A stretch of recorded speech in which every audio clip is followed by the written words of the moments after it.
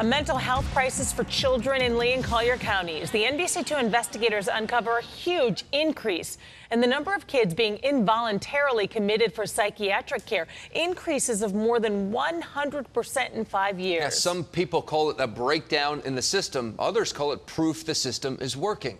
We sent NBC2 investigator Rachel Polanski to find out why the numbers are spiking.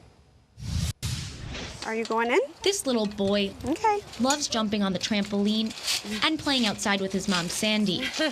But life is not always fun and games. He can't communicate with other people. 10-year-old Dominic Leibel has nonverbal autism. He has meltdowns, but his mom says he's never hurt himself or anyone else. A kiss? Thank you. That's why she was shocked to learn that he'd been taken from his Tampa school in January and involuntarily committed. I saw them pull up in the police car, and I saw them carry Dominic out. His hands were cuffed behind his back. I felt like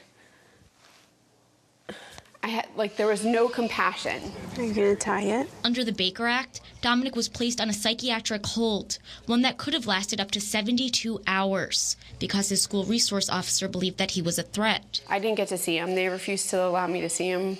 I didn't get to see him until later that evening. Juvenile Baker Acts have increased 49% statewide over the last 5 years. And in Southwest Florida, the growth is even more stunning. 170% increase in Collier County, 136% increase in Lee, and 97% in Charlotte County. As it stands right now, do you think there's a problem in Florida with the Baker acting of children? I do. I think the percentage number is really alarming. Last year, a state-funded task force spent months researching why the numbers are jumping. Public Defender Kathleen Smith was among its members. And while she says it's not possible to identify one root cause, she says social media, cyberbullying, and mass shootings are contributing factors. The Baker Act really is only supposed to be used when there are no less restrictive alternatives that are available in the community. In Lee County, we do not have a comprehensive outpatient service network for children to access.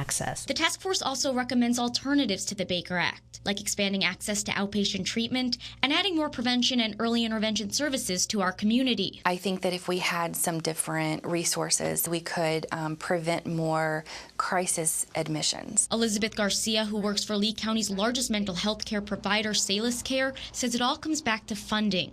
Florida ranks 49th in per capita spending for mental health, and Lee County is one of the worst funded counties in the state. In order for these programs to develop and meet the needs, there's got to be funding that goes right there with it. And right now, she says the funding just isn't there in Lee County or Collier County. If you don't have the resources to be able to add staffing, you have a limited number of staff and a limited number of services that can be provided. But Scott Burgess, the CEO of the David Lauren Center in Collier County, doesn't see the spike in Juvenile Baker Acts as a bad thing. We have a greater sense of awareness around these issues, which I think is an absolutely great thing. His staff works directly with the Collier County Sheriff's Office and the school district. It shows that we are looking and identifying kids that have problems. Collier County Public Schools Superintendent Kamala Patton believes the increase in Juvenile Baker Acts is a product of that partnership. So we're keenly aware of that number, but proud that we've been on this, working on it. It helped me in a way to open my eyes. 15-year-old Sarah Daugherty suffers from depression and PTSD. I just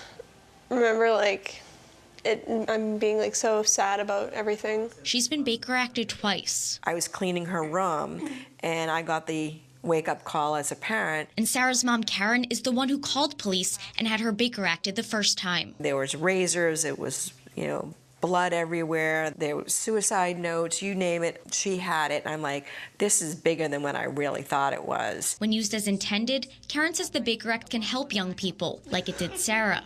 But when used inappropriately... My son is 10 years old. He's autistic. He's not mentally ill. It can also be a traumatic experience for a frightened child like Dominic. I was angry with the school. And his family.